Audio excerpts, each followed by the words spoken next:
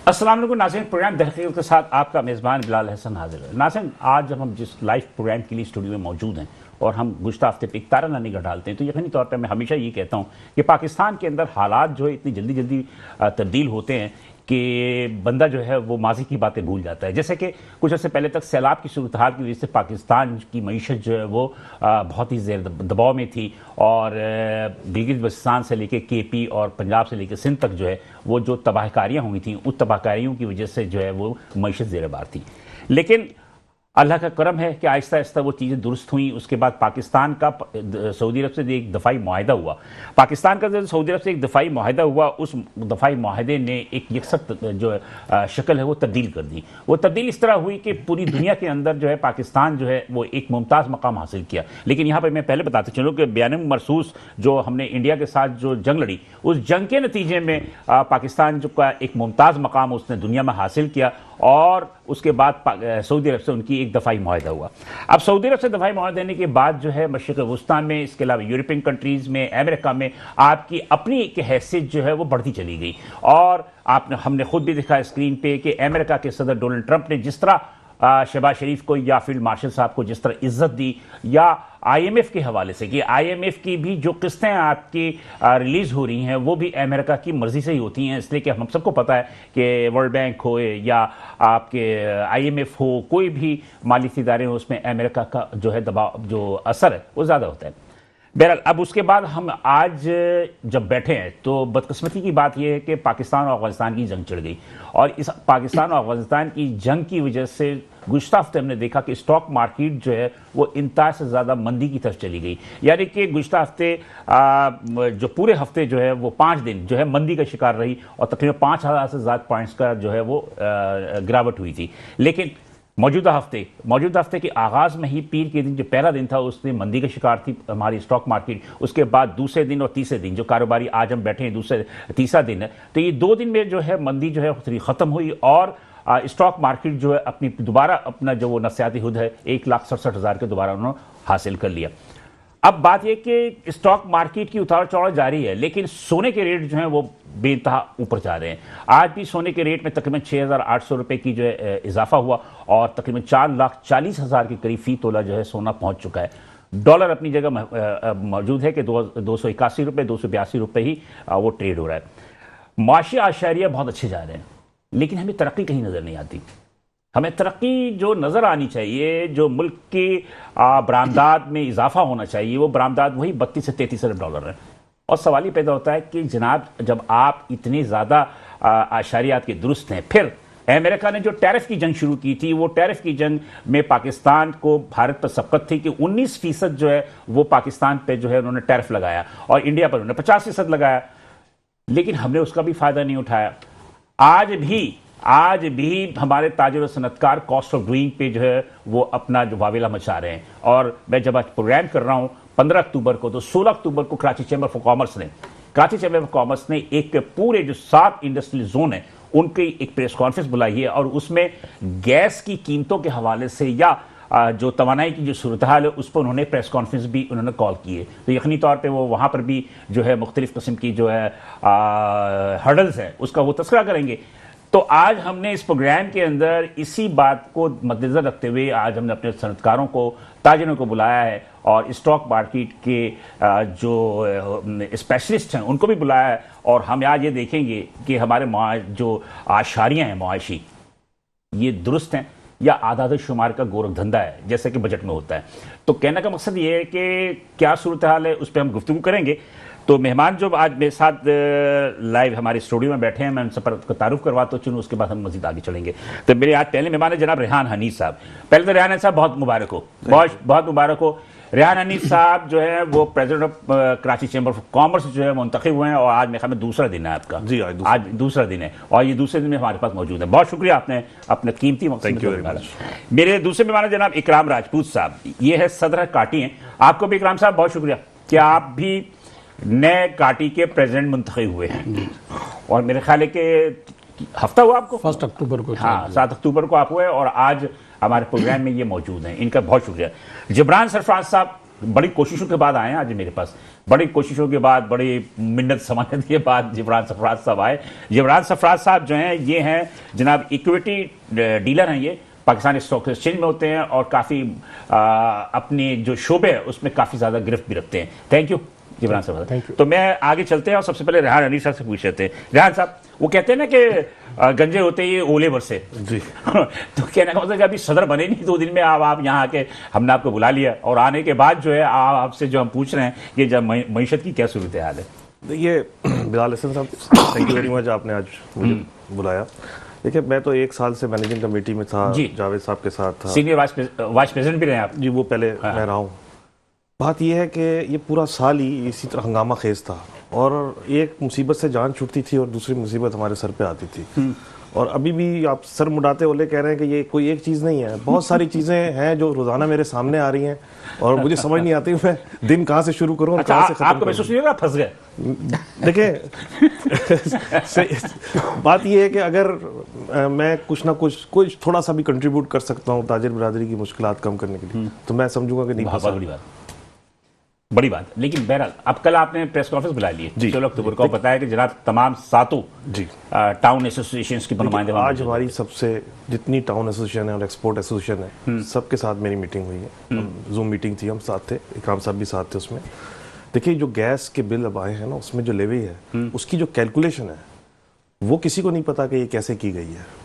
अच्छा, मतलब उसमें जो लेवी है उसमें पीक ऑफ पीक वो किस तरह कैलकुलेट किया गया, ये बिल्कुल बिजली की तरह बिजली का शायद फिर कुछ पता चल जाए। ये तो जो बिल आया ये तो शायद उन जिन्होंने बिल भेजा उनको भी नहीं पता।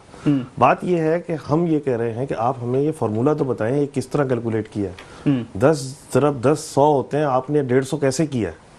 तो ये इस पे हमने, और 20 तारीख आखिरी तारीख है बिल भरने की, तो इसकी वजह से आज हमने फैसला किया है कल हम तमाम मीडिया को बुलाएंगे और तमाम टाउन एसोसिएशन, तमाम एक्सपोर्ट एसोसिएशन और कराची चैम्बर में जमा होंगे और हम अपना मुद्दा गवर्नमेंट के सामने रखेंगे।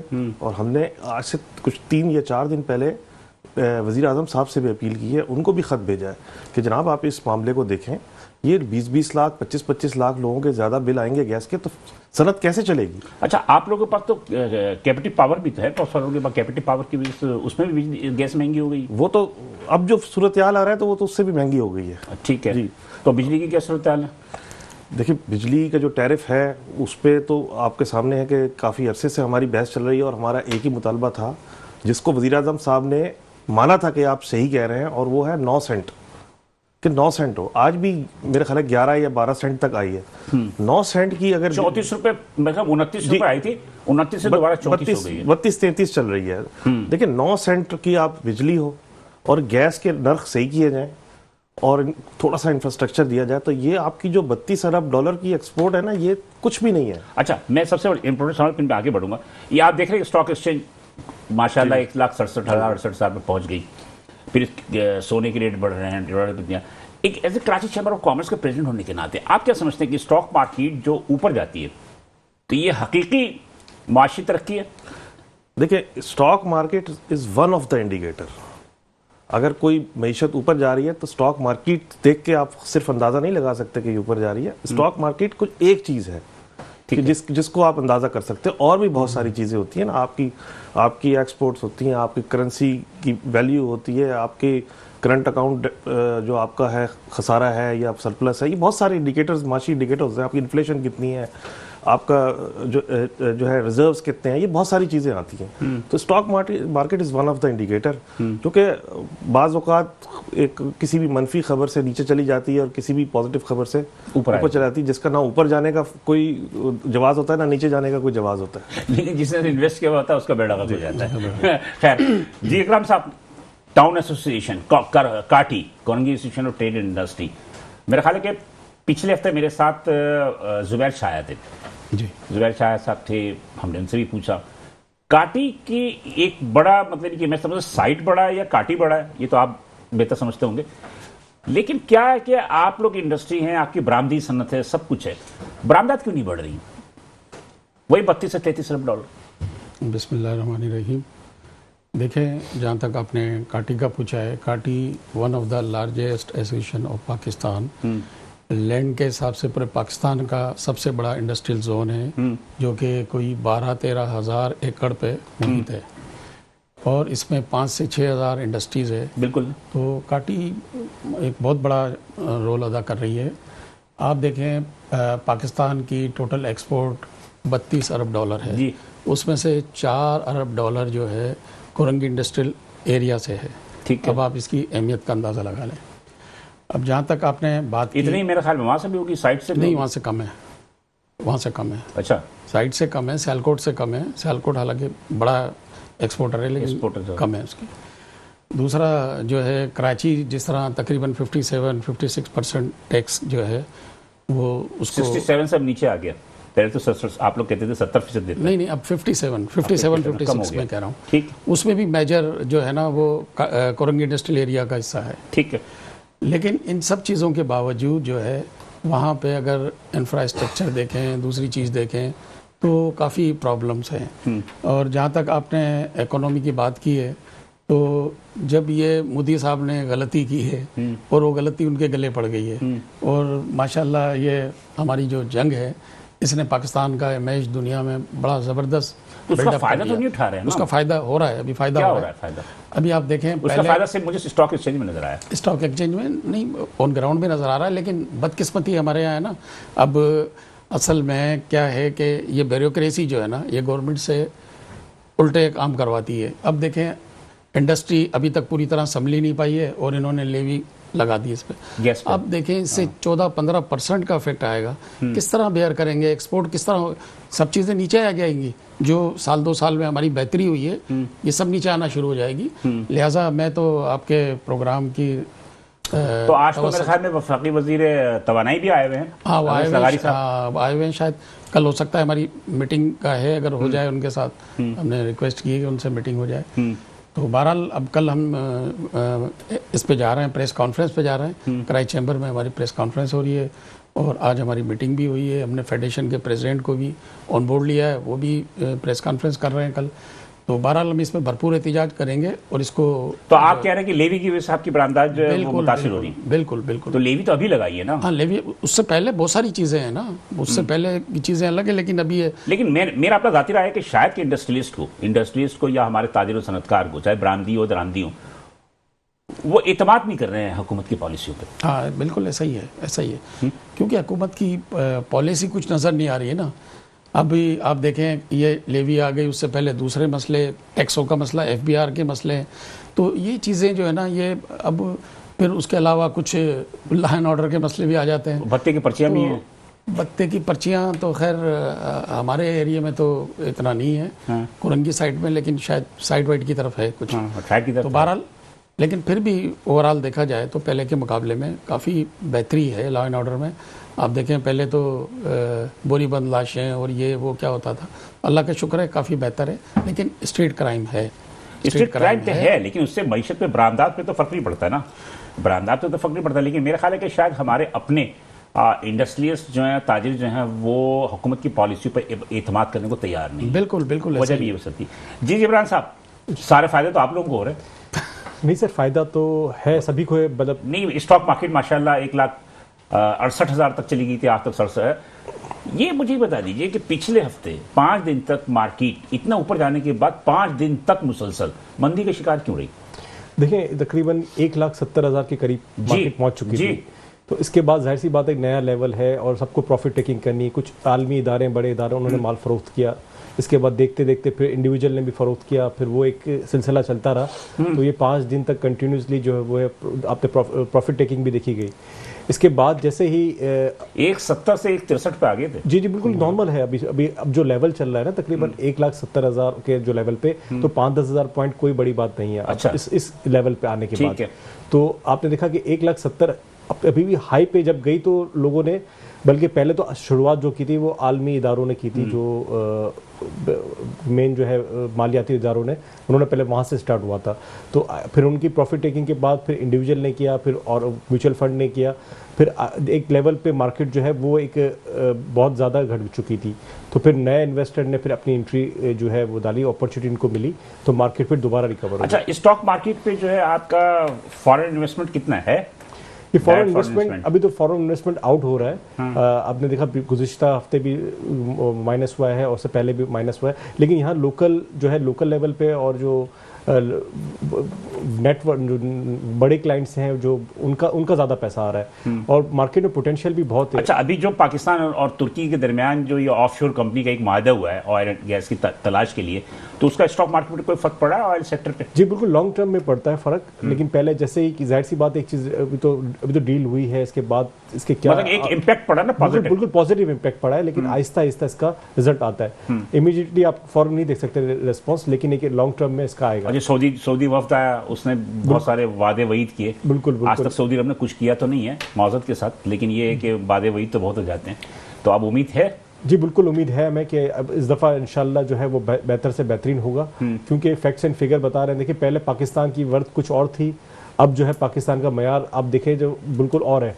आपने देखा अभी फील्ड मार्शल साहब का भी विजिट हुआ यूएस में, तो वहाँ भी अच्छा रिस्पॉन्स मिला। पहले हमें वो रिस्पॉन्स नहीं मिलता था। शेख में तो डोनाल्ड साहब उनको ढूंढ रहे थे और उन्होंने सलाम भी भेजा शहबाज शरीफ के थ्रू।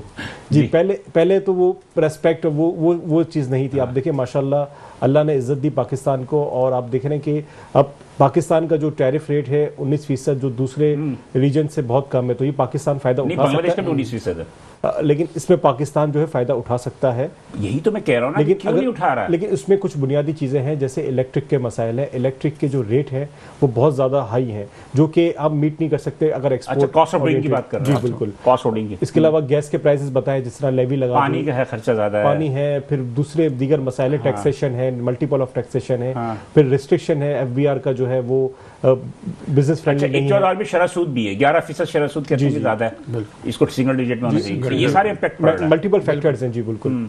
तो स्टॉक मार्केट को आप कहाँ देख रहे हैं? देखिए स्टॉक मार्केट तो अभी भी हेल्थी है। आज 1,67,000 है, तो आप मजीद क्या देख रहे हैं इसको? देखिए मार्केट तो ग्रेजुअली बढ़ती जाएगी, इसलिए पाकिस्तान अफगानिस्तान की जंग जो है ना, वो थोड़ी सी जो है बढ़ती नजर आ रही है। फिर प्लस ये कि इंडिया की तरफ से भी ऑपरेशन सिंदूर को जो उन्होंने कहा कि हम लॉन्च करेंगे, तो इसका कुछ मार्केट पर फर्क पड़ रहा है। लेकिन अभी तो सिर्फ बातें ही हैं, लेकिन पाकिस्तान की जितने पावरफुल है ना, जितना अपने डिफेंस में, तो उसका मुकाबला नहीं कर सकता। तो अगर वो करेगा तो मार ही खाएगा। तो पाकिस्तान इससे तो पॉजिटिव है, और इससे पाकिस्तान डर भी नहीं रहा। तो अल्हम्दुलिल्लाह के मार्केट जो है अब आप देखेंगे नए हाई बनेंगे, जिस तरह IMF से हमारी डील हो गई। और मेन बिल्कुल मेन हमारा ये था, अगर इंटरेस्ट रेट अगर कम आ जाता है, बिजली के प्राइसेस कम हो जाते हैं, पेट्रोल के प्राइसेस कम हो जाते हैं इंटरनेशनली, जिस तरह भी कम हुए हैं, तो इसका इफेक्ट लोकल मार्केट पे। कल क्या देख रहे हैं? कल मार्केट बढ़ेगी? जी मार्केट तो बिल्कुल एक अब रेंज बाउंड रहेगी। अच्छा, रेंज बाउंड। ठीक है जी। नाज़रीन, ये गुफ्तगू सिलसिला जारी है और आप देख रहे हैं कि हम हमारे ताजिर और सनतकार अपने अपने व्यूज़ को दे भी रहे हैं और मज़ीद भी गुफ्तगू करेंगे। यहाँ पे एक छोटा सा वक्फा लूँगा, वक्फे के बाद दोबारा हाजिर होते हैं, साथ रहिएगा। वेलकम नाज़रीन, प्रोग्राम दर हकीकत में हम दोबारा हाजिर हैं और आप यकीनी तौर पे जो इकनॉमिक, हम ज़्यादातर इकनॉमिक पे ही बात करते हैं और कोशिश ये होती है कि इकनॉमिक सूरत हाल जो है हमारे मुल्क की, उसकी थोड़ा बहुत जो इतनी भी मालूमात हो सकती है वो लें। तो आज इत्तफाक की बात यह है कि हमारे पास कराची चैम्बर ऑफ कॉमर्स के प्रेसिडेंट भी मौजूद हैं, काटी के भी प्रेसिडेंट मौजूद हैं और स्टॉक एक्सचेंज की जो है एक अच्छी शख्सियत, जो कि मैं समझता हूँ कि स्टॉक मार्केट को यही लोग काबू करते हैं, ऊपर नीचे करने में इनका बड़ा किरदार होता है। ये सब मौजूद हैं यहाँ पे। और रेहान हनीफ साहब चूँकि पहले भी कराची चैम्बर के वाइस प्रेसिडेंट रह चुके और आप क्या कहते हैं उसको, इक़्तिदार वाली पार्टी के हिस्सा रह चुके हैं, तो इसलिए आपको एज ए प्रेसिडेंट बन के बाद आपके नज़दीक क्या समझ में आता है कि आपको किस सेक्टर में या क्या काम करना चाहिए जो पिछले सदर जो है छोड़ के गए? देखिए, जो भी प्रेसिडेंट्स आते हैं वो जाहिर बात है उस वक्त के हालात के और उस वाक़यात के हिसाब से काम करते हैं ना। हर एक की किसी के हिस्से में अगर बोल्टन मार्केट का केस आ गया था, किसी के हिस्से में कुछ आ जाता है, तो बहुत बड़ा केस था, तो वो बहुत बड़ा केस था, उस वक्त भी मैं था उसमें। लेकिन बात ये है कि आजकल के जो हालात है, पाकिस्तान की जो आप इकॉनमी की बात कर रहे हैं, एक ही रास्ता है और वो है एक्सपोर्ट्स। देखें, 25 करोड़ लोगों का मुल्क है, 37 और 32 अरब डॉलर आपकी एक्सपोर्ट्स है, और जो थोड़े से पाकिस्तानी 70 लाख पाकिस्तानी 80 लाख मांगे ताके के 20 अरब डॉलर आपके वो 36 अरब डॉलर आपकी रेमिटेंस आती है। यानी कि कोई दुनिया का मुल्क ऐसा है जिसकी एक्सपोर्ट से ज्यादा उसकी रेमिटेंस हो। अब फिर मजे की बात है, उनको आप वोट का हक भी नहीं देते। नहीं, चलो ये तो एक पॉलिटिकल बात है, ये एक पॉलिटिकल बात है, वो एक अलग तरफ बहस चली जाएगी। वो वोट का हक दें या ना दें, वो तो इससे कोई ताल्लुक नहीं है। बात ये है कि हमारी अगर 36 अरब डॉलर हमारी रेमिटेंस है, तो हमारी एक्सपोर्ट्स 50 अरब डॉलर तो होनी चाहिए। बिल्कुल होनी चाहिए। तो चार चीजें हैं, बड़ी आसान है, गवर्नमेंट ये कर दे तो ये 2-3 साल में ही $50 अरब हम टच कर जाएंगे। सबसे पहले इंटरेस्ट रेट सिंगल डिजिट में होना चाहिए। जब आपकी इन्फ्लेशन, अब गवर्नमेंट कह रही है इन्फ्लेशन हमारी 3% है, तो इंटरेस्ट रेट 11 रखने का क्या जवाब है? इसका मतलब है कि आप इन्फ्लेशन के बारे में गलत बयान ही कर रहे हैं। मैं यही तो कह रहा हूँ, आदत शुमार का तो घोर धंधा है सारा। अच्छा, एक बात, इंटरेस्ट रेट सिंगल डिजिट में, आपका जो बिजली का रेट है 9 सेंट, 9 सेंट। गैस, मैं ये नहीं कह रहा कि पहले गैस का रेट सही था और लेवी से बढ़ गया, इससे पहले भी अनजस्टिफाइड रेट है गैस का इंडस्ट्री के लिए, खासतौर लेकिन पर अब तो वो एक्सपोर्ट। RLNG इस्तेमाल कर रहे हैं ना, आप जो कतर से ले रहे हैं तो उसको थोड़ी सी तो महंगी होगी ना। सर महंगी, देखें हम क्या कहते हैं, हम कहते हैं 100 रुपए की आपको गैस आती है ना, आप हमें 110 रुपए की दें। हम कब कहते हैं हमें 100 रुपए की दें? लेकिन ये गलत है कि आप किसी और को 80 रुपए की दें और उसका 20 का खसारा हमसे पूरा किसको दे यूरिया रहे वालों को देते हैं, हैं? यूरिया वालों को देते हैं, फर्टिलाइजर, फौजी फाउंडेशन जो भी है सबकी है ना। यूरिया खाली एक तो यूरिया इसलिए देते हैं कि सब्सिडाइज करते हैं ना, ताकि खाद पे तो उनको चाहिए ना, किसानों को यानी कि देंगे तो सस्ती हो। एक्सपोर्ट को सब्सिडाइज नहीं कर रहा है, एक्सपोर्टर तो सब्सिडी मांग ही नहीं रहा। एक्सपोर्ट तो कह रहा है भाई 100 की पड़ती है, हमें 110 की दे दो। अच्छा, हम एक चीज़ तो और भी। प्रॉफिट देने को तैयार हैं। रेहान साहब, मेरे ख्याल इकराम साहब भी और जमरान भी इस बात से इत्तेफाक करेंगे, IMF जो है ना, बहुत सारी चीजों में आपको IMF नहीं करने देता। मिसाल के तौर पे वजीर खजाना आपके औरंगजेब साहब ने कहा कि 11% जो आपका शरह सूद है, इसको कम करने के लिए IMF की रजामंदी चाहिए। देखिए, मैं आपको एक बात बताऊं, जरूरी नहीं है कि IMF ने हर चीज मना की हुई हो। वो जैसे किसी जमाने में टारगेट किलिंग होती थी ना, तो लोग अपनी पर्सनल दुश्मनी भी उसी में निकाल देते थे। बिल्कुल। ठीक है, तो अब जो काम नहीं करना होता तो वो कह दिया जाता है IMF नहीं है। ठीक है, बात ये नहीं है, IMF आपको ये नहीं कहता अपनी एक्सपोर्ट्स ना बढ़ाएं। IMF आपको ये नहीं कहता कि अपने इंटरेस्ट रेट को और अपनी इन्फ्लेशन के हिसाब से रखें। IMF थोड़ी मना करता है। IMF ये नहीं कहता कि आप अपने खर्चे कम ना करें, खर्चे बढ़ाए रखें। नहीं, खर्चों की बात नहीं हो रही, बात ये खर्चे तो कम करना चाहते हैं। ठीक है ना। IMF और फिर सबसे बड़ी बात जो IMF ने जो बात की, 17 ग्रेड से लेकर 22 ग्रेड तक की जितने भी लोग थे उनका कहा कि जनाब के उनके एसेट्स वगैरह की सारी चीजें जो IMF जाहिर करें, वो ऐसी अच्छी चीज है, अच्छी चीज है। लेकिन आप कई चीजें ऐसी भी आ जाती है जो IMF ने नहीं भी कही होती। हाँ, वो कह रहे थे कि IMF ने कहा, IMF ने कहा, बस चलो अब क्या बोले आगे से। तो बहरहाल अब ये कि चीफ साहब से मुलाकात हुई थी ताजिरों सनतकारों को, मेरे ख्याल 6 महीना 8 महीने तो हो गए इस बात को ना। चीफ साहब से मुलाकात हुई और चीफ साहब के वादे के बाद जो वो 12% पे था, सूद 1% कम किया था उन्होंने, 11% पे आए थे। खैर, बात वो ये है कि as a chamber of commerce के प्रेसिडेंट की या फेडरेशन के प्रेसिडेंट की, ये दो शख्सियात ऐसी होती हैं जिनकी तरफ मेरे ख्याल में ये सारे देख रहे होते हैं। ये टाउन एसोसिएशन के हैं, ये भी तजर्बे सरकार है, लेकिन चैम्बर की तरफ देख रहे होते हैं, चैम्बर जो फेडरेशन की तरफ देख रहा होता है। लेकिन हमने देखा कि आप लोग के अंदर थोड़ा सा इत्तेहाद नहीं, ऐसी बात नहीं है।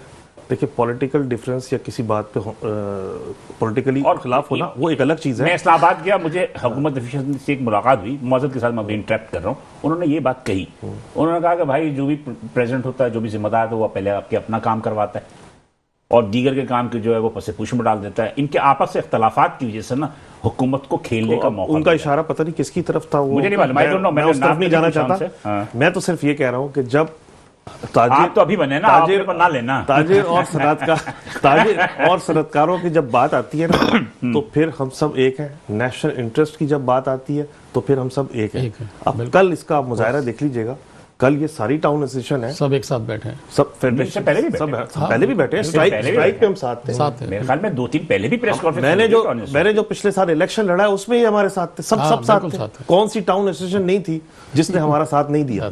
सबने हमारा साथ दिया। लेकिन बहरहाल अब वैसे तो किसी को रोक नहीं सकते इलेक्शन में खड़ा होने से, लेकिन बहरहाल खड़ा हो गया, लेकिन बहरहाल ये जमानत जब्त हो गई, मैं क्या करूं? एक परसेप्शन है कि मतलब ये कि ये XYZ का थोड़ा सा डिफरेंस है, जिसकी वजह से जो है वो हुकूमत को खेलने का मौका मिलता है। जैसे कि लास्ट मैंने अबूजर शाद को लिया था, जो साबिक प्रेसिडेंट थे आपके लाहौर के, वो उन्होंने इल्जाम लगा दिया जनाब आतिफ FPCCIP की जनाब के, वो उनकी वजह से सारा कुछ हो रहा है। एक कंट्रोवर्सी है। देखिए, जब इतनी बड़ी फेडरेशन है, इतने बड़े बड़े चैम्बर्स हैं, 30-30, 40-40 हजार मेंबर है, ये छोटे मोटे इख्तिलाफ, ये बातें हो जाती है।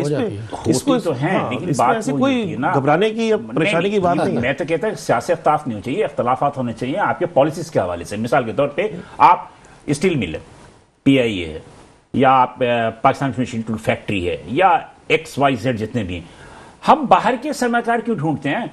आप लोग अपनी कंसोर्शियम बना के आप लोग लोकली तौर पर उसकी सरमाकारी क्यों नहीं करते? देखें, ये भी एक पूरा इस पे तो प्रोग्राम हो सकता है। प्रोग्राम हो सकता है, इसका मतलब ये है ना कि जहनी हमांगी होगी तो कंसोर्शियम बनेगा ना।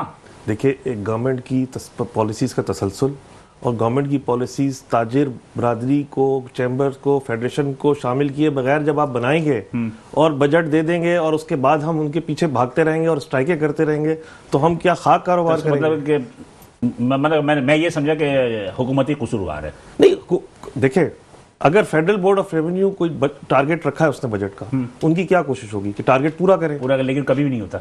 हमारी भी कोशिश ये है कि उनका टारगेट पूरा हो। हम में से कोई नहीं चाहता कि उनका टारगेट पूरा हो, ये भी लेकिन तरीकेकार पे फर्क है। ये भी एक लंबी बहस है। ये भी एक लंबी बहस है, अंडर राइसिंग और फला ये भी बड़ी लंबी बहस है। छोड़ें।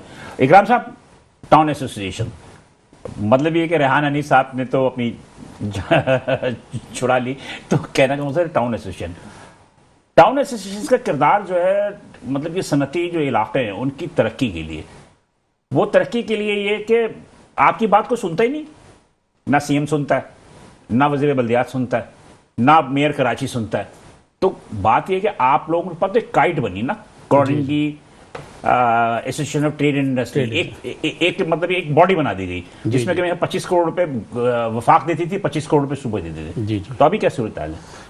देखें, आपने कहा कि काटी की सुनवाई नहीं है, और काटी नहीं, टाउन एसोसिएशन की बात कर रहा हूं मैं, लेकिन मैं सातों टाउन एसोसिएशन की बात कर रहा हूँ, नॉट ओनली काटी। मैं तो फिलहाल काटी की बात कर रहा हूँ। हाँ, मैं अल्हम्दुलिल्लाह हमारी पार्ट बहुत है आप सुनवाई टाउन है, एसोसिएशन की। हमारा बहुत अच्छा सिंध गवर्नमेंट के साथ लाइजन है, ठीक है ना। और मैं बताऊं, देखें, तनकीद करना बहुत आसान है। आसान है। हमें तनकीद बराए तनकीद नहीं करनी चाहिए, तनकीद बराए तामीर करनी चाहिए। मैं सिंध गवर्नमेंट को यहाँ अप्रिशिएट भी करूँगा।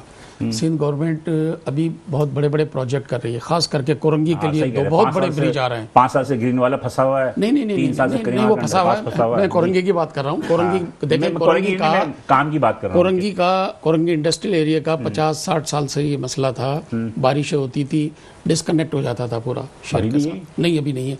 मतलब अभी ये ब्रिज जो बारिश हुई इसमें यही हुआ। अभी जाम सादे के लिए आपका शुरू हो रहा है सर। जाम सादे की 30वीं दफा बन रहा है। नहीं सर, जराशी सिद्दीकी आपके काटी के सदर थे आज से तकरीबन 6-7 साल पहले, उसमें भी जाम सादिक पुल बना था। मैं इसमें ऐड करूं, जाम सादिक तो नया बन रहा है, फ्रेश बन रहा है। वो फ्रेश बन रहा है ना। हाँ, बन गया। मामला तो खराब रहा है हमेशा 99% तैयार हो गया। मैं इसमें ऐड करूं। हाँ। देखें, कोरंगी की जो हालत 15 साल पहले होती थी ना, वो अब नहीं है, बहुत बेहतर है, इसमें कोई दो राय नहीं है। लेकिन ये भी बात सही है कि इंफ्रास्ट्रक्चर में हम लोग बहुत पीछे रह गए, बहुत पीछे। पंजाब आगे निकल गया है, वहाँ मेट्रो बसें भी बन रही हैं धबाधब, वहाँ ट्रेनें भी बन रही हैं, वहाँ पे मजे की बात है कि वो सारी चीजें हुकूमत बना रही है। बिल्कुल, ये हुकूमत बना रही है। कॉजवे ताजिर बनाता है, सड़कें ताजिर बना रहा है, कचरे ताजिर उठवा रहा है। तो कहने का मकसद ये है कि आप लोग टैक्सेस देने के अलावा भी बहुत सारे काम जो है वो वेलफेयर के करते हैं। ये मैंने देखा बिल्कुल। और पूरे पाकिस्तान के अंदर रेहान भाई, कराची वो भाई शहर है जिब्रान साहब, जहां लोग जो है इमदाद वेलफेयर देने वाले सबसे ज्यादा और हमारे ताजिर पूरी दुनिया में। जी, ये पूरी दुनिया हमारे ताजिर, ये आप लोग जो है ना, आप लोग हकीकत में बता रहा हूं कि इतने बड़े दयालु हैं, इतने बड़े दयालु, इतने हमदर्द हैं कि आप लोगों ने जो चीज भी किया वो बहुत बड़ी बात है। लेकिन ताजिर का काम नहीं है ये हुकूमत सिंध का काम है। पाकिस्तान अब वफाक K4 को ही ले लें, हम वफाक और सूबे में झगड़ा हो रहा है कि तुमने ये नहीं दिया, वो नहीं दिया। शारा भुट्टो आपका उड़ गया। आपके कॉजवे, जब भी बारिश होती है कॉजवे बंद हो जाता है। कॉजवे पे भी शाह फैसल कॉलोनी की तरह एक हैंगिंग ब्रिज होना चाहिए। जी, क्यों नहीं है? हमारी बात हुई है सिंध गवर्नमेंट से, वो इंशाल्लाह है उनके प्लान में। और देखें, दूसरी तरफ आप देखें कि कोरंगी इंडस्ट्रियल एरिया का एक है काइट, ठीक है ना। काइट को आपने जैसा कहा, सीएम साहब ने 25 करोड़ रुपए सुबह से देती है, 25 करोड़ वफाक देता है। हाँ, अब देखें, काइट ने ऐसे शानदार रोड बनाए हैं, हाँ, ठीक है ना। और सिर्फ मेन रोड बनाए हैं, अंदर के वैसे ही कच्चे सारे हैं। अभी फिर एलोकेशन हो रही है। हाँ। सीएम साहब बजट दे रहे हैं, इंशाल्लाह और भी काम होगा। लेकिन बेहतरी तो हो रही है ना। खैर, बेहतरी क्या हो रही मुझे नहीं पता। साइट एसोसिएशन का हाल देखे, 5 अरब रुपए देके गए प्रोफेसर हसन इकबाल। ऐसे इकबाल से 5, क्या कंस्ट्रक्शन हो रही है, क्या रोड बन रही है, वो हमें भी पता है कि हुकूमत सिंध क्या बना रही है। उसके मुकाबले में ना आप लोगों ने अच्छे रोड बनाए। मुझे खुद भी इस बात का एतराफ़ है कि फेडरल बिरी एसोसिएशन, नॉर्थ कराची एसोसिएशन, काटी, सबसे ज़्यादा प्रॉब्लम है साइट एसोसिएशन और super highway site super highway, इन 2 जगह में बहुत ज़्यादा। नॉर्थ कराची फेडरल बिरी एसोसिएशन, सब में ही प्रॉब्लम है। नहीं, प्रॉब्लम उनकी सड़कें उन्होंने अच्छी बना ली, उन्होंने सड़कें वगैरह अपनी अच्छी बना ली। अंदर की सड़कें की सारी खराब है। हाँ, मेन रोड सारे अच्छे बने हुए हैं, अंदर की तरफ सड़कें जो है वो खराब है। तो हम तो इलेक्शन में जगह जगह गए ना, हमें पता है। खैर बहरहाल आपको अब यहाँ पोल पट्टी खोल रहे हैं सबकी। मैं एक चीज आपको बताऊं, अगर काटी वाले सुन रहे होंगे ना फेडरल नहीं, रेलवे उनका क्या कसूर है? वो तो खुद कह रहे हैं कि भाई बनाओ हमारी सड़कें आगे। वो तो मजलूम है। नहीं, वो कह रहे हैं केएमसी की सड़क है जो वो शफीक मोड़ वाली। देखें, आप आईएमएफ की बात कर रहे थे, आईएमएफ का कितना लोन है, ठीक है ना?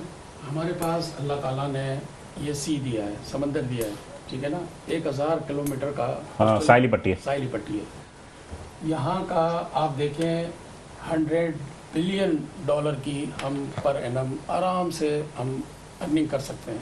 थोड़ा सा ये गुज़िश्ता मैं जवानी से सुन रहा हूँ ये बातें, ये जवानी से मैं बातें सुन रहा हूँ, हम ये करेंगे तो ये हो जाएगा, हम ये नहीं करेंगे ये हो ये जाएगा। गवर्नमेंट का काम है, हमारा काम नहीं है। नहीं, मैं यही कह रहा था कि मकामी सरमाकारों को कंसोर्शियम बना के खुद आगे बढ़ना चाहिए, खुद आगे बढ़ना चाहिए, कुछ खुद भी तो इनिशिएटिव। गवर्नमेंट को फजा बनानी पड़ेगी, सरमायाकारी तो सरमायाकारी नहीं, करेगी। मतलब कि आप उनको राजी करें ना कि आप दुबई से बुला रहे हैं, आप सऊदी अरब से बुला रहे हैं, आप सिंगापुर से बुला रहे हैं। अब ये इतना बड़ा खजाना आपके पास पड़ा हुआ है जी, अगर थोड़ा सा इसमें काम हो जाए, लेटेस्ट हमारे पास मशीनरी आ जाए, आपका फिशरी इतना बड़ा पड़ा, आप एक्सपोर्ट करें पूरी दुनिया को। सर यही सब चीजें तो खैर बहरहाल हमारे कुछ हम लोगों में भी कमजोरियां हैं। बिल्कुल नाज़रीन, मुझे एक छोटा सा ब्रेक लेने की जा रहा है। जब ब्रेक के बाद वापस आऊंगा तो जिब्रान साहब बहुत देर से मुझे घूर रहे हैं कि उनकी तरफ मैं राग़िब नहीं हो रहा, तो मैं जिब्रान साहब की तरफ आऊंगा, लेकिन यहाँ पे एक छोटा सा ब्रेक लूंगा। ब्रेक के बाद दोबारा हाजिर होते हैं, साथ रहिएगा। वेलकम नाज़रीन, प्रोग्राम दरख़त हम दोबारा हाजिर हैं और वफ़द में जाने से कबल जो है हमारे सदर साहब कराची चैम्बर के रेहान अनीस साहब और इकराम साहब की गुफ्तगू सुनी। जिब्रान साहब की तरफ में आऊँगा। जिब्रान साहब, मुझे बताइए, हमने बड़ा कॉमर्स से पढ़ा, शेयर का, मार्केट का और इसका उसका, लेकिन नेचुरली हमारे यहाँ जो एजुकेशन दी जाती है ना, वो एजुकेशन प्रैक्टिकली तौर पे और थ्योरेटिकल तौर पे बिल्कुल डिफरेंट है। डेबिट और क्रेडिट हमने कुछ और पढ़ा था कॉमर्स में, और जब हम प्रैक्टिकल में आए तो डेबिट क्रेडिट कुछ और है। शेयर की मार्केट के हवाले से मैंने इंडिया गया था, आज से तकरीबन 15-20 साल पहले की बात है। आपके मुकाबले में शेयर के मुतालिक इंडिया में हमने देखा कि ज़्यादा लोगों में अवेयरनेस है, लोग शेयर की तरफ जाते हैं। हमारे यहाँ क्या मसला है? देखिए, वहाँ की आबादी के हिसाब से वहाँ पे तकरीबन 1.5 करोड़ से ज़्यादा जो है वो इन्वेस्टर्स हैं, और पाकिस्तानी मार्केट में तकरीबन 4 लाख, 4.5 लाख, 5 लाख के दरमियान जो है, अच्छा। 5 लाख तकरीबन टोटल आपके 4-5 लाख 5 लाख इन्वेस्टर्स हैं। ओके, नंबर्स ऑफ अच्छा, कितनी कंपनियां रजिस्टर्ड है, कुछ अंदाजा है? तकरीबन है 450 से 500 कंपनियां लिस्टेड है। लेकिन उसमें भी सुना मैंने कि 12-15 कंपनियां बाहर की थी, वो निकल गई, चली गई। जी जी बिल्कुल। लास्ट तो फिलिप मॉरिस गई है, पोर्टर एंड गैम्बल। जी, तो क्यों जा रही है? तो बस उनको जो है अपना सरवाइव करना थोड़ा मुश्किल हो गया, क्योंकि पाकिस्तान की जो पॉलिसी है टैक्सेशन के हवाले से, लॉ एंड ऑर्डर के हवाले से भी काफ़ी चीज़ें हैं, इनके मसाइल थे, तो वो अपने वॉलंटरी तौर पे जा रही हैं। और लेकिन आप, जैसे आपका सवाल था कि इंडिया की मार्केट और पाकिस्तान की मार्केट, बिल्कुल इंडिया में मतलब क्यों इतनी अवेयरनेस है, तो क्योंकि वहाँ पे एजुकेशन लेवल ज़्यादा हाई है। आपका वहाँ पे मीडिया जो है वो बहुत पावरफुल है इंडिया का, और हम बात करें एजुकेशन में बहुत आगे हैं, और लोग इंटरेस्ट लेते हैं, इसको बिजनेस समझते हैं। हम लोग यहाँ बिजनेस समझते नहीं है, मतलब जो पहले एक पहले ज़माने में जो चलता था उसी को ही फॉलो कर रहे हैं। अब जो है वो मार्केट चेंज हो गई है, अब लोगों में अवेयरनेस आ गई है, लोग इसको पैसिव इनकम के तौर पे ले रहे हैं, और इसकी एक एक चीज़ प्रॉपर। मैं आपकी बात करूं, आप बैठे हैं अभी कराची चैम्बर के प्रेसिडेंट के साथ, इकराम साहब काटी के प्रेसिडेंट है। कराची चैम्बर और काटी या टाउन एसोसिएशन की कितनी कंपनियां रजिस्टर्ड है आपके कराची अपना स्टॉक एक्सचेंज में? KCCI की तो फिर भी है तकरीबन 10 से 12 कंपनीज हैं जो लिस्टेड। सिर्फ? जी जी। और आपकी कितनी कंपनी है? तकरीबन 18,000 आपके मेंबर हैं। नहीं, मेंबर तो हमारे 30,000 से हो। 30,000 इंडिविजुअल दुकानदार है, दुकान। लेकिन कंपनीज के हवाले से कंपनीज कम से कम भी तो अच्छे खासे 1000, मेरे ख्याल पे 2-3 हज़ार तो होंगी ना, 2-3। तो आप ये समझिए कि कराची चैम्बर ऑफ कॉमर्स, काटी है, इसी तरह और भी टाउन एसोसिएशन हैं, तो इनके जो इन्वेस्टर्स आते हैं या कारखाने लगाते हैं, पब्लिक प्राइवेट लिमिटेड पे क्यों नहीं आते? बिल्कुल, ये असल में इनका जो क्राइटेरिया है ना SCCP का, और जो एक लिस्टेड कंपनी का क्राइटेरिया, वो थोड़ा सा टफ है, उसको मेंटेन नहीं कर सकते, और कुछ लोग आना नहीं चाह रहे चक्कर में। तो अब आहिस्ता आहिस्ता रुझान बढ़ रहा है। आप देख रहे हैं कि अब IPOs भी आ रहे हैं मार्केट में। अब आहिस्ता आहिस्ता ये मेरे ख्याल से 2026-27 में तकरीबन 100 से 150 कंपनियां और लिस्टेड हो जाएंगी मार्केट में। तो अब ये इसका इफेक्ट थोड़े टाइम में आप देखेंगे। नहीं, मिसाल के तौर पर पब्लिक प्राइवेट लिमिटेड बनते हैं, शेयर का इजरा होता है, तो उसमें तो कंपनीज को भी तो फायदा होता है ना कि उनके पास जो है सरमायाकारी, यानी कि उनका जो फाइनेंस का प्रॉब्लम हल होता है। जो बैंक से सूद पे लेते हैं, अगर बैंक से 11% पे सूद पे लेते हैं, यानी काइबोर वगैरह लगा लो तो 13% पे चले गए, तो कहने का मकसद ये उससे तो बेहतर होता है ना कि अगर ये शेयर की तरफ आ जाए। जी बिल्कुल, कंपनियां आ रही हैं। आपने देखा होगा कि अभी अब जो आईपीओ का रेशो है वो मजीद बढ़ने लगा है, लेकिन उसमें भी कुछ फॉर्मेलिटीज होती हैं जो एससीसीपी की लिस्टेड कंपनीज को उसको मेंटेन करना ज़रूरी होता है। तो वो उसको जब तक मेंटेन नहीं करते, कुछ लोग इंटरेस्ट नहीं लेते, तो आहिस्ता आहिस्ता लोगों में अब रुझान आ रहा है और पब्लिक आ रही है। अच्छा, पब्लिक में रुझान बढ़ा नहीं बढ़ा? बिल्कुल। पहले तकरीबन 2.5 से 3 लाख इन्वेस्टर थे, अब तकरीबन 5 लाख तकरीबन। मुझे याद है माजी में मैंने कहा 40 रुपए का पीआईए का शेयर खरीदा था, वो बाद में आके 5 रुपए का हो गया। तो लोग इसमें से डरते हैं। जी बिल्कुल, माजी में कुछ चीजें ऐसी हुई हैं, लोगों ने कुछ गलत डिसीजंस लिए। हाँ। तो उन्होंने ना कोई इसका अर्निंग देखी, ना पे आउट देखा, और बस अपने नहीं अर्निंग और पे आउट की बात नहीं। अब थोड़ा सा मार्केट थोड़ा बेहतर कर लिया आप लोगों, मैं किसी पे इल्जाम नहीं लगाना चाह रहा। जो ब्रोकर्स आजाद होते थे ना आपके, वो लोगों को स्कैम करते थे, फांसते थे, फंसाते थे, इसको ले लो उसको ले लो, ये हो जाएगा वो हो जाएगा, होता कुछ नहीं। आपको पीआईए याद है? ट्रीट का जो शेयर है वो 230 था कल परसों, और 450 पता नहीं 460 हो गया जी। लोगों के पैसे डबल हो गए। तो यही तो मैं कह रहा हूं ना कि लोग है ना? जी मैंने यही बात हुई। जैसे प्राइस बॉन्ड है, प्राइस बॉन्ड लोग खरीदते हैं, प्राइस बॉन्ड खरीदने के जनाब उसको इनाम निकलेगा। अच्छा, उसमें स्कैम इसलिए नहीं होता कि उसके अंदर पता है कि आपको 3 महीने के बाद उसकी बारी बारी सारी चीज होनी है। स्टॉक में लोग डरते हैं, स्टॉक में लोग डरते हैं कि यार शेयर अभी हमने खरीद लिया, पता चलना जनाब ये कौड़ी के दाम भी नहीं रहेगा, ये नसीब की बात है। आप पीपीएल का एक जमाने में था सबसे ज्यादा, लीवर ब्रदर्स, पीपीएल, इनकी शेयर की कीमतें बहुत होती थी, अभी भी हैं बहुत ज्यादा। और तो कहना ये कि आप क्या सजेस्ट करेंगे, आवाम को क्या बताएंगे कि क्या करें आवाम? देखिए, आवाम जो भी कोई भी चीज़ परचेज करे तो पहले इसकी रिसर्च करे कि इसका किससे रिसर्च करें? पूरा डेटा मौजूद है इंटरनेट पे।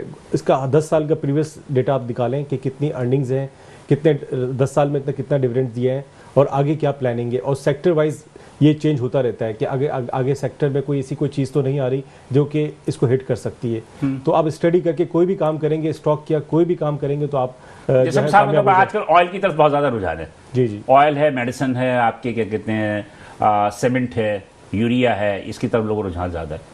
नहीं, मैं कह रहा हूँ कि एक आम आदमी, मिसाल के पर एक बेवा हो जाती है, एक बेवा खातून थी, मुझसे पूछा कहाँ इन्वेस्ट करूँ? मैंने कहा बीबी मैं क्या बताऊँ आपको, आप बैंक में जाके हाँ मैंने जाके सेव कर दें ताकि आपका पैसा सेफ रहे। मैं बोलूँ यहाँ लगा दो, डूब गया तो आप मेरे पास आ जाएंगे। मेरे कहने का मकसद ये है कि जैसे एक बेवा है या एक रिटायर होता है बंदा, वो इन्वेस्ट करना चाहता है, वो चाहता है कि महीने में उसको इनकम हो जाए, कुछ तो हो जाए ना, तो क्या करे वो, कैसे, किसके पास जाए? देखिए, उनको अगर एजुकेशन नहीं है तो वो फिर म्यूचुअल फंड में चले जाए, वो बेस्ट है। ये मैं कह रहा हूं वो उनके बिहाफ पे जो है वो अच्छा डिसीजन ले सकते हैं। आपके सवाल का मैं जवाब दे दूं कि क्यों नहीं लोग देखें, ये चीजें सिखाई जाती हैं शुरू से। स्टॉक एक्सचेंज, ये कारोबार की कुछ जो बेसिक चीजें हैं, ये हमारे कोर्स में होनी चाहिए। 8वीं क्लास के, 9वीं क्लास के, 10वीं क्लास के बच्चों को कुछ एक चैप्टर पढ़ाया जाए कि भाई ये स्टॉक एक्सचेंज होता क्या है। ये सिर्फ पढ़ाया जाता है कॉमर्स में। जी, कॉमर्स में, कॉमर्स से लिया। ये तो बेसिक चीज है, बस ये बेसिक चीज है, ये तो हर बंदे को साइंस में ही पढ़ाना चाहिए। इस्लामियात हर बच्चे को पढ़ाते हैं ना, तो ये भी पढ़ानी चाहिए, ये भी काम आता है। तो ये हमें सबसे पहली बात, हमें अपना निजाम तालीम चेंज करने की जरूरत है, हमारा अपना कोर्स चेंज करने की जरूरत है। की बात ये कि शेयर को पहले लोग कहते थे गैर शरई, लेकिन बाद में मुफ्ती उलमा कहने लगे ये शरई है, इसलिए शरई की इसमें नफा और नुकसान दोनों होता है, तो शरई। तो मैं कहना कि उसने भी बात हो रही थी आपके एमडी साहब से, तो क्यों नहीं, मतलब ये कि क्यों नहीं आप लोग कामयाब हो पा रहे हैं? देखिए सर, इसमें जो कॉम्प्लाइंस बाहर से अगर इन्वेस्टर आ जाता है तो आपकी स्टॉक मार्केट 1,70,000 पे चली जाती है, वो अगर चला जाता है तो 1,00,000 पे आ जाती है, तो ये क्यों है? सर, इसमें जो मसला जो है ना वो है कॉम्प्लाइंस बहुत ज़्यादा है। एक नया अकाउंट खुलता है तो उससे पहले सवाल किया जाता है कि आप पैसा कहाँ से ला रहे हो, सोर्स ऑफ इनकम। पूरा इसको डिक्लेयर करना पड़ता है कि आपकी जो पूरी जो है कि आप यहाँ से जो अपना सोर्स ऑफ इनकम पहले डिक्लेयर करना पड़ता है। तो यहाँ पे लोग ज़्यादातर नहीं करते, मेंटेन नहीं करते, जिसकी वजह से जो लोग इससे अवॉइड करते हैं। जो लोग करते हैं वो फिर इंटरेस्ट ले लेते हैं, तो और उन्होंने पैसा कमाया भी है। तो जाहिर सी बात है, जब इतने सवाल पूछेंगे तो फिर वो म्यूचुअल फंड का बता रहे थे कि म्यूचुअल फंड में इन्वेस्ट करते हैं वो। जी, म्यूचुअल फंड में इसमें क्या रिटर्न थोड़ा सा कम होता है एज पर स्टॉक, बट आपके बिहाफ पे वो इन्वेस्ट करते हैं। Safe investment. तो उसमें क्या होता है कि अगर एक आदमी 5 लाख रुपए लगाता है तो उसको महीने क्या मिलेगा? नहीं, वो फिर क्या बैंक के रेट से थोड़ा सा ज्यादा मिल जाता है प्रॉफिट। बैंक का रेट क्या है? बैंक का तकरीबन 7 से 8% बैंक अगर देती है, उससे थोड़ा ऊपर मिल जाता है। हाँ, तो उससे तकरीबन 10% 12% एवरी मंथ। जी। अच्छा, मतलब एवरी ईयर का एनुअल होता है ना, एनुअल होता है। तो मतलब ये कि कोई ऐसा सिस्टम हमारे यहाँ नहीं है कि जिसमें कि अगर कोई जरूरतमंद अगर महीने के हिसाब से करना चाहे तो ऐसा कोई सिस्टम नहीं है। नेशनल सेविंग स्कीम का भी अच्छा है, अच्छे रेट से, जो गवर्नमेंट ऑफ पाकिस्तान का नेशनल सेविंग स्कीम है, महबूद फंड जो इनका है। चले मतलब कि स्टॉक एक्सचेंज में शेयर के कारोबार, हाँ जी क्रम सर। बिलाल साहब, अभी आपने बात की है शरई और गैर शरई हाँ। की, तो मैं एक यहाँ आपके प्रोग्राम के तवसुत से एक अपील करना चाहूँगा। जी देखें, पोलियो के लिए जो है वो एक कुछ लोगों ने ये मुहिम चलाई कि गैर शरई है, जबकि मुत्तफ़िका तमाम उलमाओं का फैसला है। देखें, अभी हमने 2 दिन पहले कोरंगी में DC कोरंगी ने हमारे यहाँ एक प्रोग्राम रखा, मसूद भुट्टो साहब ने। मसूद भुट्टो साहब ने, और मैं उनको अप्रिशिएट करूँगा, बड़ा अच्छा। देखिए, कुछ लेबर वो लिस्टें लेके आए थे हमारे पास, कुछ लेबर ऐसी हैं जो अपने बच्चों को पोलियो नहीं पिला रही। ठीक है, हमने उनसे रब्ता किया, उनको हम काटी में लेके आए, तकरीबन 200 फैमिलियों को हम लेके आए और उनको हमने पोलियो के कतरे पिलाए। मैं आपके प्रोग्राम के तवसुत से तमाम उन लोगों से जिन्होंने अभी तक अपने बच्चों को नहीं पिलाया, खुदारा उनको आपाज होने से बचाएं और अपनी पोलियो हम खुद भी नहीं खत्म करना चाहते। आई एम सॉरी टू से, और लाइव कह रहा हूँ, नहीं खत्म। सुनिए, पोलियो को खत्म करने के बहुत आसान तरीके हैं। जिन इलाके में पोलियो है, जिस यूसी में, उस यूसी में जितने लोग 5 साल से छोटे बच्चे जिनके हैं, वो जहाँ जहाँ नौकरी करते हैं ना, उनसे कहा जाए कि आपको जॉब उस वक्त दी जाएगी जब आप जाके पुलिस से सर्टिफिकेट लेकर आएंगे, अपने बच्चों को सुन ले मेरी बात। सही, मुआशी तौर पे जब आप स्टक होंगे ना, तो आप मजबूरी में पिलवाएंगे अब उनको।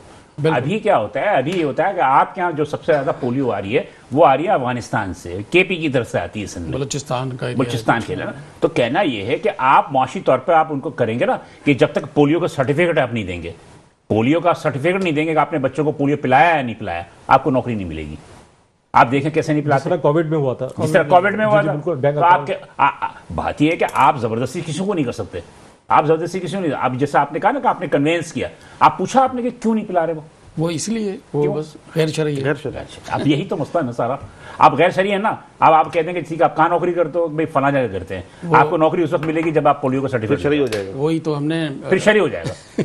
DC साहब को इस्तेमाल किया ना हमने कहा भाई जहाँ जहाँ जॉब कर रहे हैं उनके जो ऑनर्स हैं, डायरेक्टर्स हैं, उनको बाउंड करें, पहुंचे तो वो आए बेचारे। अब तो खैर है कि हमारे अपने भी मजहबी जो मुफ्ती वगैरह वो भी काफी ज्यादा फतवे, मैं कराम ने सबने मेहनत की। बहरहाल मतलब ये है कि ये शरई है, बाकी अच्छी बात की। तो मेरा कहना है मतलब यही जिमरान साहब कि आपके पास मेरे पास टाइम कम है, आपसे आवाम को क्या कहना चाहेंगे, शेयर की तरफ क्यों राग़िब हो, जल्दी बताइए ताकि फिर इन सब। देखिए, इसमें उन शेयर्स में इन्वेस्ट करें जिसमें पोटेंशियल हो। इस 10 साल तक आप मुझे गाइडलाइन बनाए किससे रब्ता करें। बिल्कुल, आप अपनी खुद की एजुकेशन जो है, हर आदमी इंटरनेट को इतना सर्च पर नहीं जानता, तो जाहिर सी बात है, इतनी कंपनीज बनी हुई है स्टॉक एक्सचेंज की वेबसाइट्स पे हैं। आप किसी को भी फॉलो करें जिसको जो आपको पसंद है, स्टॉक ब्रोकर, और आप उसमें स्टॉक ब्रोकर से कोई भी ब्रोकर सेलेक्ट करके आप उनके साथ ज्वाइन कर सकते हैं और आपको एजुकेट भी करेंगे, मतलब कि इसके जरिए आप उनको गाइड करेंगे। जी इकराम साहब, आप क्या कहना चाहेंगे कि जनाब अली के इतना कुछ होने के बावजूद भी अभी भी कल आप प्रेस कॉन्फ्रेंस करेंगे, एहतजाजी प्रेस कॉन्फ्रेंस ही होगी ना? बिल्कुल। तो मेरे कहने का मकसद है कि फायदा क्या हुआ, इतने सारे अशारिये ऊपर जा रहे हैं, मुआशी मिनिस्टर की मतलब के वाह हो रही है, सबकी वाह हो रही है, फिर भी कुछ भी नहीं हो रहा। बस यही तो अनफॉर्चुनेट है। हालांकि हमारे प्राइम मिनिस्टर जो है वो एक बिजनेसमैन है, इंडस्ट्रियलिस्ट हैं, वो बहुत बेहतर समझते हैं। देखें, कुछ दूसरे लोग आ जाते हैं, प्राइम मिनिस्टर बन जाते हैं, वो बिजनेसमैन नहीं होते, उनको नहीं पता होता इतना। ये सारा कुछ जानने के बावजूद हो रहा है, लेकिन प्राइम मिनिस्टर साहब को बाहर के दौरों से ही फुर्सत नहीं है।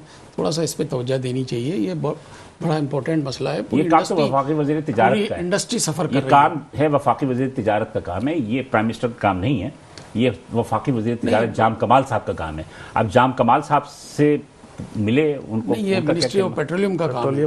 मिनिस्ट्री ऑफ पेट्रोलियम की बात नहीं, तिजारत के हवाले से, तिजारत को बूस्ट देने के हवाले से, जी बूस्ट देने के हवाले से ये बात हो रही है कि उसमें आपके ये जो तमाम जो चीजें हैं ये वफाकी वज़ारत तिजारत का है, प्राइम मिनिस्टर का नहीं। प्राइम मिनिस्टर को वो सजेशन पेश करेगा, ठीक है जी। जी रेहान साहब, आप क्या कहेंगे कि मतलब ये कराची चैम्बर ऑफ कॉमर्स को मजीद क्या इक़दाम करने चाहिए जो कि हमारे ताजिर बरादरी की जो अपनी जो कॉस्ट ऑफ डूइंग है या दीगर चीजें हैं उसको दुरुस्त हो, या आप अपनी तौर पर भी आप पब्लिक प्राइवेट पार्टनरशिप के तहत बहुत सारी चीजें मुकम्मल कर सकते हैं? देखिए, जो काम गवर्नमेंट के करने हैं वो हम नहीं कर सकते, इंफ्रास्ट्रक्चर हम नहीं कर सकते, गैस बिजली का काम हम नहीं कर सकते। हम तो गवर्नमेंट से ये चीजें मांग रहे हैं कि गैस मुनासिब कीमत पे हो, बिजली जो मैंने आपको कहा 9 सेंट की हो, इंफ्रास्ट्रक्चर हो, ये तो नहीं होना, इंटरेस्ट रेट हो, इसके बगैर एक्सपोर्ट नहीं बढ़ेगी। और इसके अलावा फिर हम दोबारा IMF के पास जाएंगे, ये IMF का प्रोग्राम खत्म होगा, कंप्लीट होगा, उसके बाद नई नेगोशिएशन शुरू हो जाएंगी।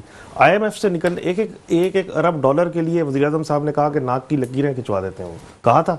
अभी भी इतने करने के बाद आपको 1.2 डॉलर ठीक है, मिलेंगे, तो बिलियन डॉलर। आप ये थोड़े से इकदाम करें, आपको 10-15 बिलियन डॉलर मिल जाएंगे यहाँ से अच्छा, एक्सपोर्ट से।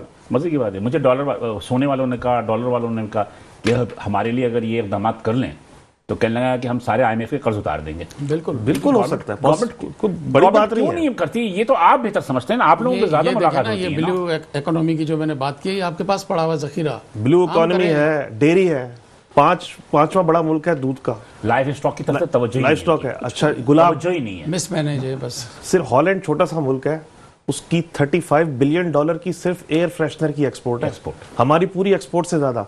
हम सारा गुलाब जो है वो हार पहना के चैम्बर के सदर बनने हार पहना के या कब्रों में बिछा या उम्र हज पे डाल देते हैं। 35 बिलियन डॉलर की उसकी एक्सपोर्ट एयर फ्रेशनर की है। अच्छा, मजे की बात यह है कि आपके पास जो इंडस्ट्रियलिस्ट हैं, तो आपके अपने उसमें कितने लोग दिल बर्दाश्ता होकर बंद करके जा चुके? कितनी तादाद होगी, कितने फीसद होंगे? देखें, कुछ इंडस्ट्रियां बंद भी हुई है, कुछ जो 3 शिफ्टें चल रही थी वो 2 पे आ गई है, 2 वाली 1 शिफ्ट पे आ गई है। लोगों को भी कुछ फारिग कर रहे हैं, तो ये बड़ा आप लोग गलत हो रहा है। AI इसको आर्टिफिशियल इंटेलिजेंस की तरफ क्यों नहीं जा रहे?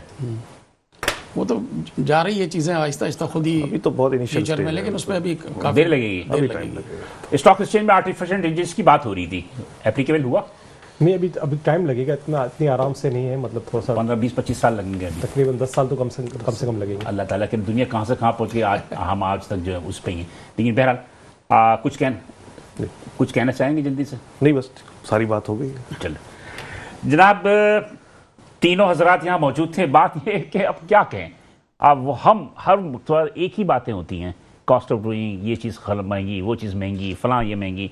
लेकिन बहरहाल हमें भी थोड़ा सा ये सोचना चाहिए कि गवर्नमेंट को, कि हमारी ताजिर सरकार यही वो लोग हैं जो कि मुल्क को जो तरक्की की तरफ लेके जाते हैं। अगर आप इनकी बातें नहीं सुनेंगे तो फिर यकीनी तौर पे ये है कि हम 32 अरब डॉलर क्या, उससे नीचे भी जो है वो अपनी बरामदात को नीचे ला सकते हैं। बहरहाल देखें, लेट्स सी कि क्या होता है। बिलाल हसन को इजाज़त दीजिए, इंशाल्लाह अगले हफ्ते इसी दिन इसी वक्त आपसे दोबारा मुलाकात होगी। उस वक्त तक की इजाज़त, हाफ़िज़।